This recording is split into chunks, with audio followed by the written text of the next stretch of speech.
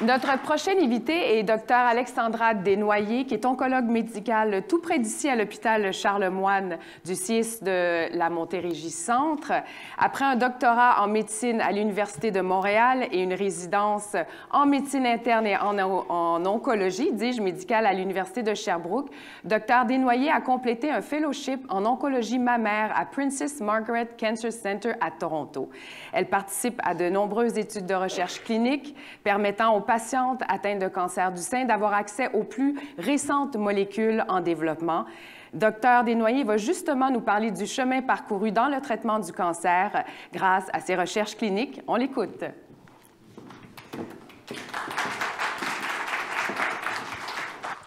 Merci pour l'invitation à vous parler justement de l'évolution de la recherche clinique au travers de l'histoire. On va voir ensemble qu'il s'en est passé des choses dans les dernières années, même dans les derniers siècles. Donc, on sait qu'en fait, l'état actuel des soins et de la recherche en oncologie, c'est justement le résultat des efforts et des contributions des pionniers qui ont fait de l'oncologie une discipline qui est maintenant établie et de tous les leaders qui ont suivi par la suite. Il y a des progrès colossaux qui ont été faits dans les dernières décennies et ça a résulté en une réduction significative de la mortalité reliée au cancer et au cancer du sein plus spécifiquement. Donc, la recherche en cancer du sein va avoir transformé notre standard de soins et continue de le transformer, améliore la survie, réduit la mortalité et aussi, très important, améliore la qualité de vie de nos patientes. Donc, on retourne là en Égypte ancienne, c'est là que serait paru, en fait, le premier papier, c'est le papyrus d'Edwin. Ce serait le plus ancien document de chirurgie.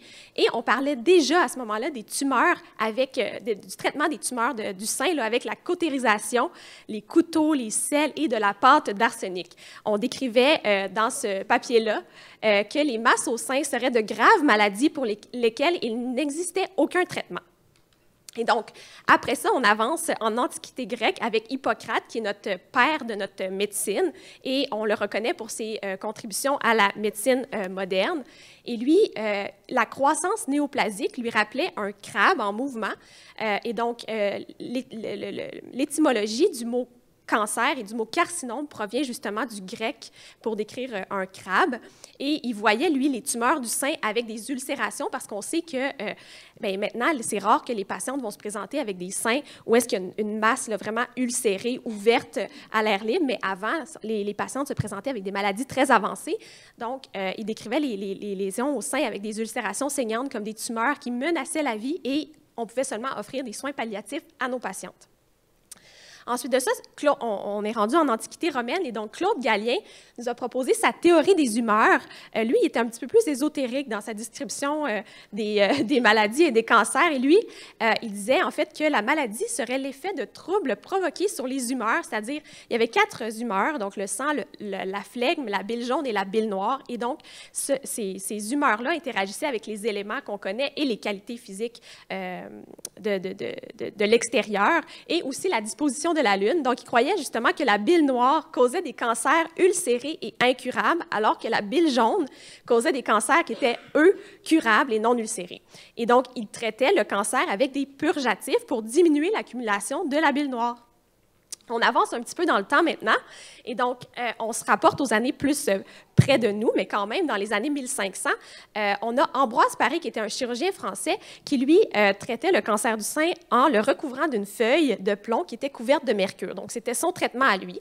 Par la suite, on a un premier chirurgien allemand qui a décrit et illustré le traitement du cancer du sein avec quelque chose qui commence à faire un petit peu plus de sens pour nous actuellement, donc une mastectomie suivie d'une cautérisation pour contrôler les saignements et éliminer les foyers résiduels de cancer. Donc, ça commence à faire un petit peu plus, à ressembler à ce qu'on pratique actuellement. Ensuite de ça, on avance dans le temps, dans les années 1800, et donc Astley Cooper, qui est un chirurgien anglais, lui avait réussi à démontrer l'existence d'un réseau lymphatique entre le sein et les selles en y injectant du mercure. On a aussi, dans les années 1800, un pathologiste allemand qui a illustré pour la première fois l'apparence microscopique d'une cellule de cancer du sein. On a aussi un gynécologue français qui était Joseph Récamier qui a introduit pour la première fois le terme métastase en observant en fait la croissance et la propagation du cancer via l'invasion du cancer dans les vaisseaux sanguins.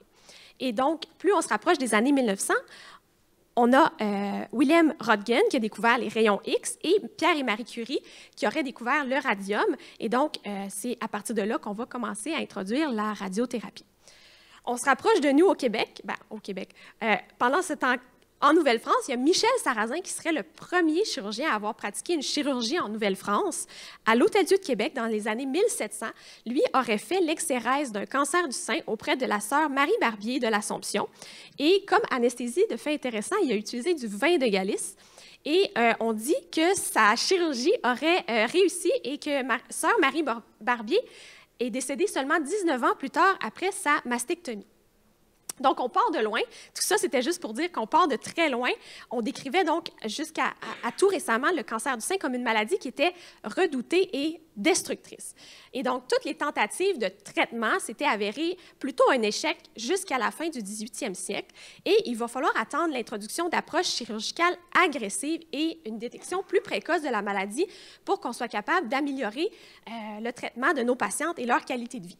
Donc, maintenant, au 20e siècle, après de multiples tentatives pour standardiser notre traitement chirurgical en cancer du sein, c'est William Halsted, qui est un chirurgien de Baltimore, qui a gagné une renommée internationale pour sa technique appelée mastectomie radicale. Donc, ça, c'est peut-être quelque chose que vous avez déjà entendu parler. C'était quand même une chirurgie qui était extensive, où on enlevait vraiment tout le sein, le pectoral. On faisait une grande dissection des ganglions lymphatiques, mais quand même, il avait rapporté une survie sans maladie à 3 ans de 42 %. Et il avait lui-même observé une relation entre l'espérance de vie suite à sa chirurgie de mastectomie radicale et la taille du cancer et l'extension au niveau des ganglions axillaires.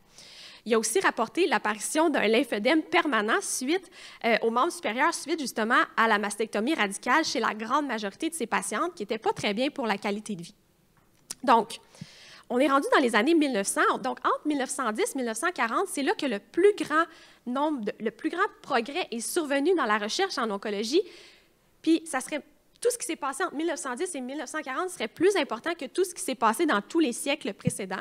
C'est là qu'on a découvert la grande majorité des carcinogènes, des conditions précancéreuses et la notion de cancer héréditaire. Et en 1932, Antoine Lacassagne a découvert justement le lien entre l'estrogène et le cancer du sein. La radiologie et la radio-oncologie sont devenues des spécialités distinctes. Et par contre, la chirurgie demeurait la principale spécialité dans le traitement du cancer. Et nous, en oncologie, on n'existait pas encore. Ensuite de ça, dans les années 40 à 70, on a le docteur Paté qui a proposé une version modifiée de la mastectomie radicale en appelant la mastectomie radicale modifiée, qui était un petit peu moins morbide pour les patientes.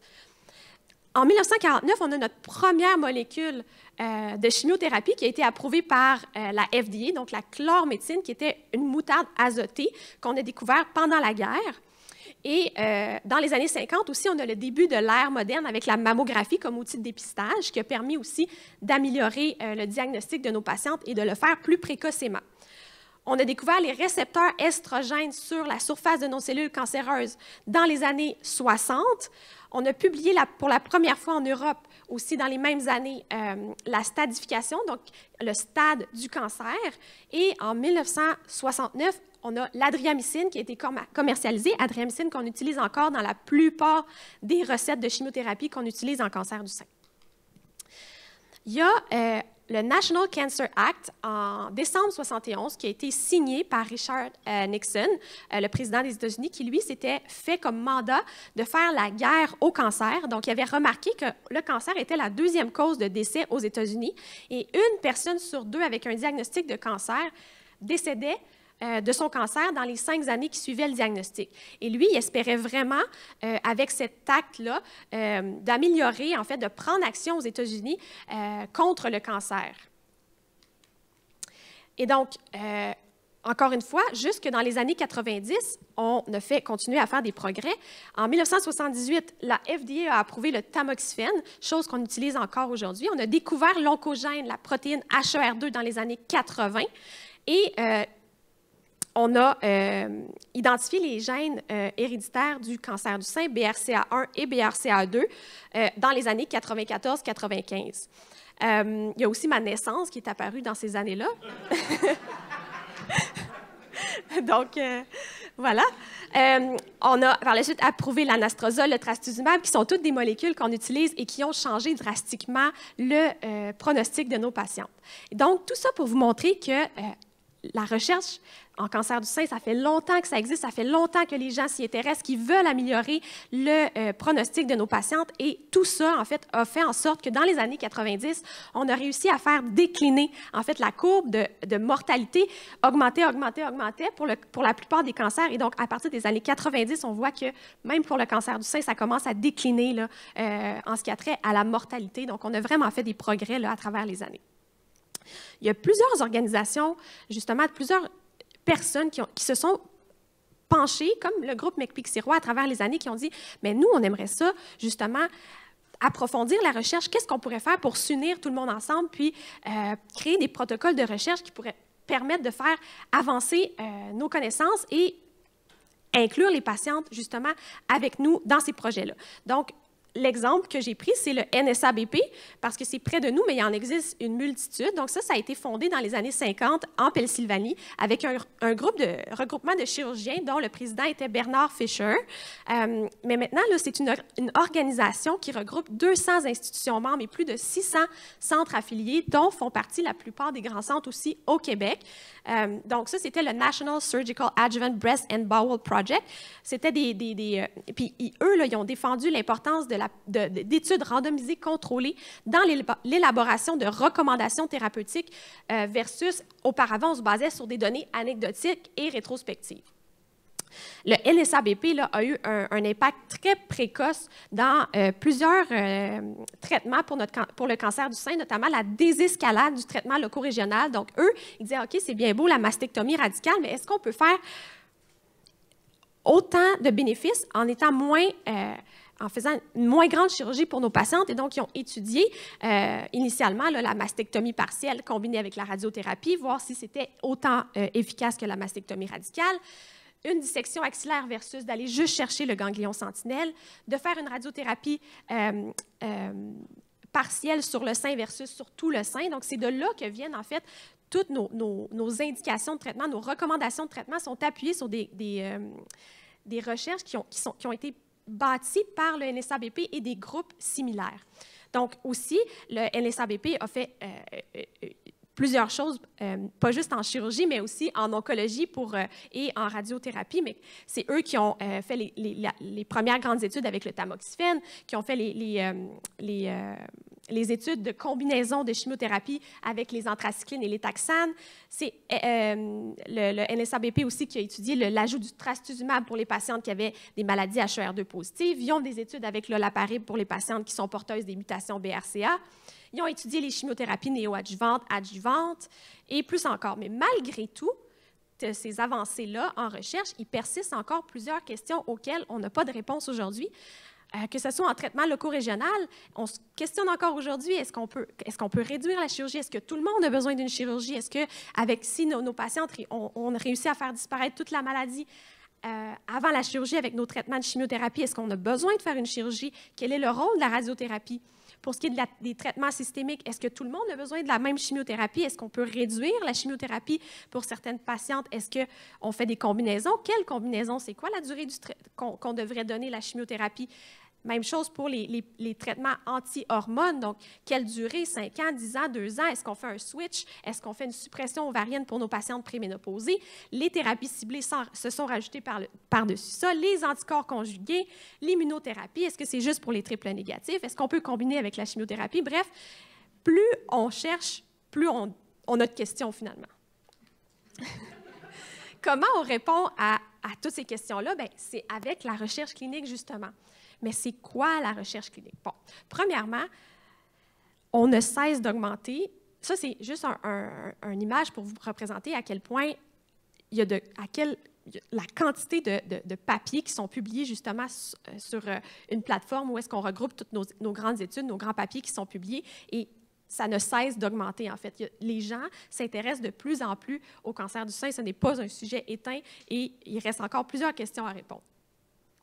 Et c'est grâce à ça aussi que, comme on peut voir ici, le taux de survie à 5 ans a significativement augmenté pour tous les stades de cancer, donc la maladie localisée, la maladie régionale, la maladie métastatique, entre 1973 et 2019. C'est grâce à ça qu'on a été capable d'améliorer la survie de nos patientes. Qu'est-ce qui a été fait au cours des dernières années? Bien, on en a parlé ensemble, mais pour améliorer la survie, on a implémenté le dépistage précoce, on utilise la radiothérapie, de meilleures thérapies, de meilleurs traitements systémiques, la chimio, les thérapies ciblées, les pilules anti-hormones, la thérapie anti-HER2, les traitements de protection osseuse et plus encore. Puis aussi, pour améliorer la qualité de vie, qu'est-ce qu'on a fait au travers des années? Bien, on a amélioré nos chirurgies du sein, les chirurgies de reconstruction mammaire, la chimioprévention, la référence aux patientes en génétique, les soins de support, les soins psychologiques et plus encore. On va passer ça. Donc, les types de recherche. Il y a plusieurs types de recherche, puis on peut s'y perdre. Donc, il y a la recherche fondamentale, la recherche préclinique, les recherches observationnelles et les essais cliniques. Pour les patientes, en fait, ce à quoi, avec le groupe McPeak-Sirois, on essaie de vous donner plus accès, c'est notamment les essais cliniques. Donc, par exemple, une étude, pour qu'elle se rende en clinique, c'est sûr qu'il faut qu'il y ait eu des essais précliniques pour qu'on soit un peu à l'aise avec le fait de l'utiliser chez les humains. Donc, si on prend, par exemple, ici, une étude préclinique, c'était un anticorps, donc un anti-TROP2, ça c'est un petit récepteur, une petite protéine qui se trouve à la surface des cellules cancéreuses. Les gens ont étudié et ont dit, on dirait qu'on retrouve ça sur les cellules de cancer et on va l'étudier chez des modèles souris et des singes et on va voir si on donne un anticorps, contre cette protéine-là, qu'est-ce que ça va faire aux cellules cancéreuses chez les singes et chez les souris. Puis, on s'est rendu compte que ça arrêtait ou ça ralentissait la croissance de nos cellules cancéreuses. Et donc, on s'est dit, peut-être que c'est sécuritaire, on va aller voir si on ne peut pas l'essayer chez les humains. C'est là qu'on commence à l'étudier en phase 1. Donc, ça, c'est nos phases cliniques. Donc, c'est les premières fois qu'on va utiliser la molécule chez les humains. Et on commence, ces phases 1-là servent à déterminer la dose maximale tolérée chez les humains. Donc, on prend soit des volontaires sains ou des patients qui sont atteints de cancer avancé. Donc, souvent, ça va être des phases on va dire, tous les patients qui ont un cancer pour lesquels on a utilisé toutes nos thérapies qu'on sait qui fonctionnent, mais on pense que cette molécule-là, on l'a observée, puis on pense qu'elle pourrait avoir des bénéfices, donc on inclut ces patients-là. Donc, on va faire différents paliers de doses et on va étudier la dose tolérée chez nos patients, puis on va vraiment regarder tous les effets secondaires, on va noter ça. Quand on pense que c'est trop toxique, on diminue de dose. Un coup qu'on a trouvé notre dose, un exemple d'étude de phase 1, bien là, c'est là qu'on a utilisé First in Human, donc première étude chez l'humain de l'anticorps anti-TROP2 qu'on avait utilisé chez les souris et chez les singes. Et donc là, on l'a utilisé chez des patients qui avaient des tumeurs solides métastatiques, pas juste cancer du sein, toutes tumeurs solides confondues qui étaient en stade plus avancé de la maladie. Et donc, on s'est rendu compte encore là qu'il y avait un bénéfice et que c'était tolérable chez nos patients. Donc, c'est sûr qu'il y a des effets secondaires, mais que ces effets secondaires-là étaient pour la plupart gérables. On a trouvé notre dose et donc, on passe en phase 2. En phase 2, c'est la première étude qui nous permet de déterminer si le traitement est efficace. Donc, on a trouvé notre dose. C'est une étude qui est prospective. Ça veut dire qu'on prend les patients sans le traitement, puis on leur donne le traitement, puis là, on étudie à quel point le traitement peut être bénéfique chez eux. En général, c'est juste un bras, donc ce n'est pas comparé avec le traitement standard, mais des fois, ça arrive qu'il peut y avoir 2 bras comparatifs. En moyenne, ces études-là, ils ont 30 à 200 patients en moyenne. Ça coûte quand même cher, mais ce n'est pas l'étude qui est la plus chère. Et le niveau d'évidence est intermédiaire. Donc, ça arrive parfois que, par exemple, la FDA ou l'INES décident d'approuver des médicaments sur la base d'études de phase 2, mais c'est un petit peu plus rare. Donc, notre étude de phase 2 avec, justement, l'anti-TROP2, on a étudié, puis là, maintenant, on a trouvé un nom, c'est le sacituzumab govitecan.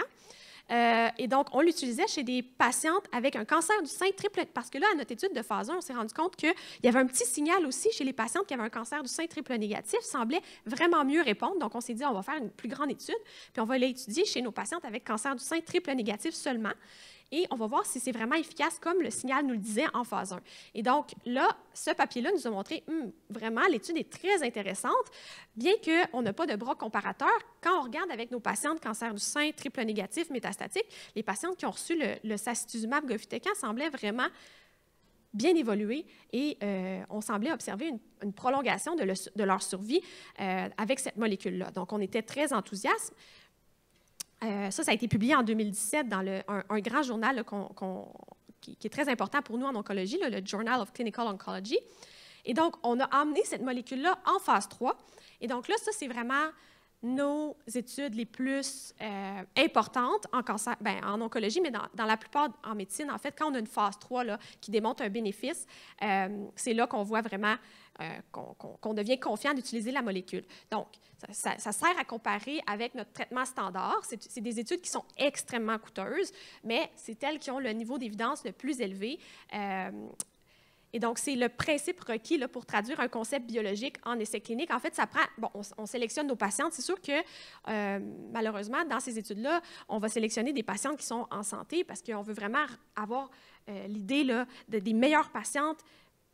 Comment ils vont faire avec cette molécule-là? On va attribuer de façon aléatoire, donc la randomisation des patientes. On va dire, OK, soit on ne saura pas, personne ne va le savoir en général, si vous allez recevoir la molécule à l'étude ou le traitement standard. Mais vous êtes sûr d'avoir au moins quelque chose qui fonctionne, c'est sûr, notre traitement qu'on utilise à tous les jours. Mais peut-être que vous avez la chance d'avoir le traitement qui serait potentiellement meilleur. Ensuite, on a la liste des données et on présente les données dans des grands congrès et on fait des publications. Et donc, on a eu dans le New England Journal of Medicine, un autre grand journal qui est très important pour nous en oncologie, en 2021, la phase 3 a été publiée du sacituzumab govitecan pour les patientes avec cancer du sein métastatique triple négatif. Et donc, effectivement, on a observé de façon officielle un bénéfice de survie chez nos patientes triple négatives avec cette molécule-là. Ensuite de ça, on a les études de phase 4, mais ça, c'est des études de pharmacovigilance ou des études à long terme de faisabilité ou de pharmacoéconomie. On en voit un petit peu moins parce qu'un coup qu'on a eu notre phase 3 qui a prouvé un bénéfice clair et évident, en général, la molécule est approuvée par les instances gouvernementales, mais quand même, des fois, ils nous demandent de faire des phases 4 pour justement vérifier, on est sûr que c'est vraiment une molécule qui est bien tolérée. Ça, c'est juste un exemple. Donc, en conclusion, là, les dernières décennies ont vraiment révolutionné le cancer du sein en passant d'un domaine qui est empirique à un domaine qui est nettement basé sur les évidences. Les thérapies loco-régionales deviennent de moins en moins invasives et plus précises, et la thérapie systémique, elle devient un petit peu plus complexe. On a tendance à s'orienter davantage vers des thérapies qui vont être ciblées pour diminuer les effets sur tout le corps et sur les cellules saines. Un leadership fort, donc, est essentiel de la part des concepteurs d'études cliniques, des scientifiques, des médecins qui vont traiter ces patientes-là, afin de trouver des moyens qui vont être plus efficaces pour individualiser le traitement à chaque patiente. Il ne faut pas oublier que c'est un fardeau économique très important de tous ces nouveaux traitements et qu'on est en route, tranquillement pas vite, vers une médecine de plus en plus personnalisée. Donc, je voulais remercier notamment le groupe McPeak-Sirois, les co-investigateurs, les investigateurs au Québec, au Canada et les milliers de patientes québécoises et leurs familles qui participent à ces études-là. Merci. C'était tellement intéressant. Merci beaucoup. Merci. Vous avez beaucoup d'éloquence.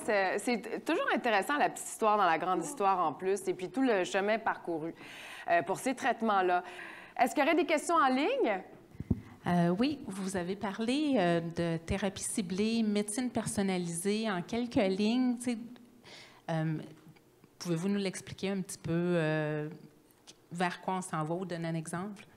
En fait, on s'en va vraiment parce qu'on connaît le cancer du sein, on sait qu'il y en a 3 grandes classes, le triple négatif, le récepteur monopositif, puis le HER2 positif, mais ça, c'est juste la petite pointe de l'iceberg. Il y a chaque cancer, en fait, est différent. Chaque patiente est différente, puis on aimerait ça analyser vraiment chaque tumeur, puis la prendre dans son intégralité, savoir s'il y a d'autres mutations qui peuvent venir jouer et faire en sorte que le traitement standard pourrait ne pas bien fonctionner chez cette patiente-là et on pourrait comme combiner des traitements et faire en sorte que on sait qu'on a regardé la génétique de votre cancer, on sait qu'il y a telle ou telle mutation et donc on va utiliser cette molécule-là en combinaison avec cette molécule-là, puis ça va faire en sorte que ce traitement-là va être vraiment spécifique pour votre cancer à vous. Donc c'est vers là qu'on veut s'en aller, mais il nous reste encore un petit peu de chemin à faire. Est-ce qu'il y aurait d'autres questions en ligne? Il y en aurait une dernière. Bien, selon vous, le traitement futur, est-ce qu'il y en a un ou plusieurs? Bien, c'est ça. Moi, je pense que dans le futur, il va y avoir chaque patient, chaque cancer va avoir son propre traitement. Donc, on ne pourra pas dire, ah, bien, tous les patients de cancer du sein reçoivent la chimio rouge, puis on sait qu'on a tous le même traitement, mais là, ça va être vraiment individualisé, puis ça dépend du stade, ça dépend de la génétique du cancer, ça dépend de l'âge de la patiente, ça dépend peu importe, je pense qu'il va y avoir un cancer, un traitement. C'est vers là qu'on s'en va. Merci. C'est tout de notre côté. Merci beaucoup. Vous êtes une passionnée, hein? C'est le moins qu'on puisse dire. Merci. Merci beaucoup pour cette présentation.